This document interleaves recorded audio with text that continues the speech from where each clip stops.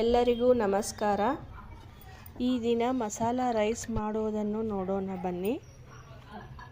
ನಾನು ಇಲ್ಲಿ 2 ಕ್ಯಾರೆಟ್, 2 ಬೆಳ್ಳುಳ್ಳಿ, ಸ್ವಲ್ಪ ವಟಾಣಿ, ಸ್ವಲ್ಪ ಹೆಚ್ಚಿದ ಬೀನ್ಸ್ ತೆಗೆದುಕೊಂಡಿದ್ದೇನೆ.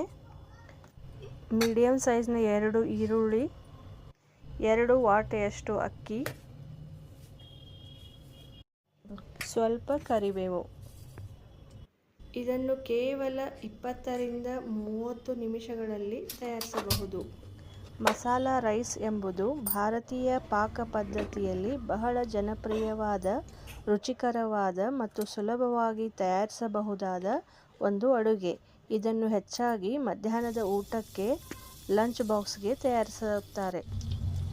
ಇದು ಬಿರಿಯಾನಿ ಅಥವಾ ಪಲಾವಿನಷ್ಟೇ ಸುವಾಸನೆ ಮತ್ತು ಖಾರದ ರುಚಿಯನ್ನು ಹೊಂದಿರುತ್ತದೆ. ನಾನು ಇಲ್ಲಿ 3 ಪಲಾವ್ ಎಲೆಗಳನ್ನು, ಸ್ವಲ್ಪ ದಾಲ್ಚಿನ್ನಿ ಚಕ್ಕೆಯನ್ನು ಬಳಸಿದ್ದೇನೆ. 2 ಇಂಚಿನಷ್ಟು ದಾಲ್ಚಿನ್ನಿ ಚಕ್ಕೆಯನ್ನು ಹಾಕಿದ್ದೇನೆ. ಇವೆರಡರ ಘಮ ಎಣ್ಣೆಗೆ ಬಿಡುವವರೆಗೂ ಹುರಿದುಕೊಳ್ಳಬೇಕು.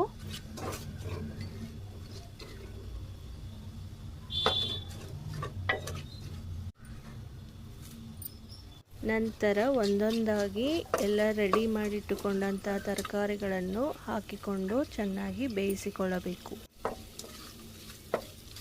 ನಾವು ಇದರಲ್ಲಿ ಕ್ಯಾರೆಟ್, ಬೀನ್ಸ್, ಬಟಾಣಿಗಳಂತಹ ತರಕಾರಿಗಳನ್ನು ಬಳಸುವುದರಿಂದ ಇದರಲ್ಲಿ ಪೌಷ್ಟಿಕಾಂಶಗಳು ಕೂಡಿರುತ್ತವೆ.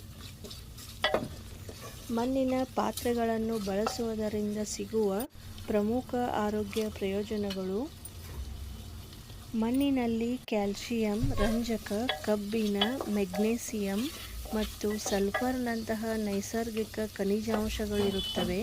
ಇವು ಆಹಾರ ಮತ್ತು ನೀರಿನೊಂದಿಗೆ ಬೆರೆತು ದೇಹಕ್ಕೆ ಲಭ್ಯವಾಗುತ್ತವೆ. ಮಣ್ಣಿನ ಪಾತ್ರೆಗಳು ಪ್ರಕೃತಿಯಲ್ಲಿ ಕ್ಷಾರೀಯವಾಗಿರುತ್ತವೆ. ಇದು ಆಹಾರದಲ್ಲಿರುವ ಆಮ್ಲೀಯತೆಯನ್ನು ತಟಸ್ಥಗೊಳಿಸಿ ಜೀರ್ಣಕ್ರಿಯೆಯನ್ನು ಸುಲಭಗೊಳಿಸುತ್ತದೆ. ಈ ಪಾತ್ರೆಗಳಲ್ಲಿ ಅಡುಗೆ ಮಾಡಲು ಹೆಚ್ಚು ಸಮಯ ತೆಗೆದುಕೊಳ್ಳುತ್ತದೆ ಮತ್ತು ಉಷ್ಣತೆಯು ಒಂದೇ ಸಮನಾಗಿ ಹರಡುತ್ತದೆ. ಇದರಿಂದ ಆಹಾರದಲ್ಲಿರುವ ಜೀವಸತ್ವಗಳು ನಾಶವಾಗುವುದಿಲ್ಲ. ಮಣ್ಣಿನ ಪಾತ್ರೆಗಳು ನೈಸರ್ಗಿಕವಾಗಿ ತೇವಾಂಶವನ್ನು ಹಿಡಿದಿಟ್ಟುಕೊಳ್ಳುತ್ತವೆ. ಹಾಗಾಗಿ ಅಡುಗೆಗೆ ಎಣ್ಣೆಯನ್ನು ಕಡಿಮೆ ಬಳಸಬಹುದು.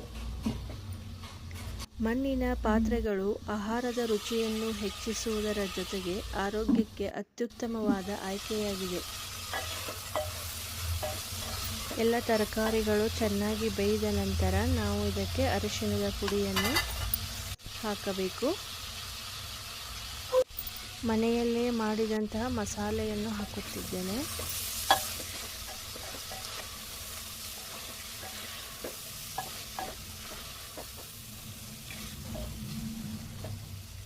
ಈಗ ನಾನು ಇಲ್ಲಿ ಕೆಂಪು ಮಸಾಲೆ ಖಾರವನ್ನು 2 ಚಮಚ ಹಾಕಿರುತ್ತೇನೆ.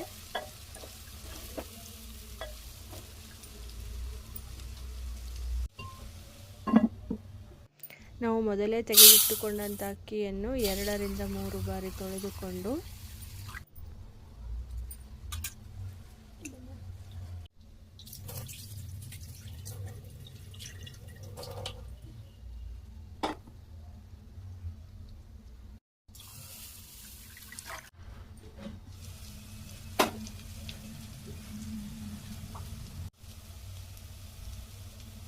ತರಕಾರಿಗಳ ಮಿಶ್ರಣಕ್ಕೆ ಸೇರಿಸಿಕೊಂಡು ಚೆನ್ನಾಗಿ ಕಲಿಸಿಕೊಳ್ಳಬೇಕು.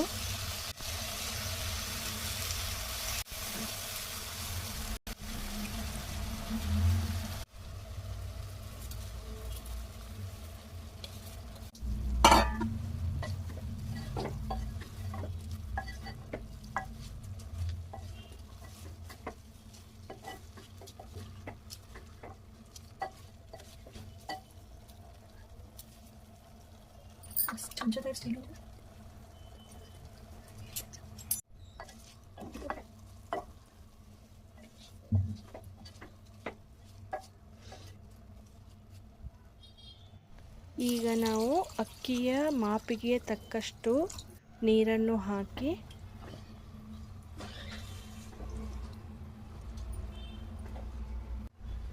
ರುಚಿಗೆ ತಕ್ಕಷ್ಟು ಉಪ್ಪನ್ನು ಹಾಕಬೇಕು.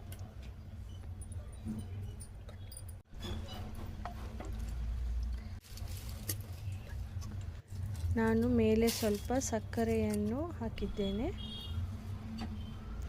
ಈಗ ಮುಚ್ಚಳವನ್ನು ಮುಚ್ಚಿ 15 ನಿಮಿಷಗಳ ನಂತರ ಮಸಾಲಾ ರೈಸ್ ಸವಿಯಲು ಸಿದ್ಧವಾಗಿರುತ್ತದೆ. ಈ ರೈಸ್ ಅಂತೂ ನಮ್ಮ ಮನೆಯಲ್ಲಿ ಪ್ರತಿಯೊಬ್ಬರು ತುಂಬ ಇಷ್ಟಪಟ್ಟು ತಿಂದಿದ್ದಾರೆ. ನೀವು ಒಂದು ಸಾರಿ ಪ್ರಯತ್ನ ಮಾಡಿ. Thank you.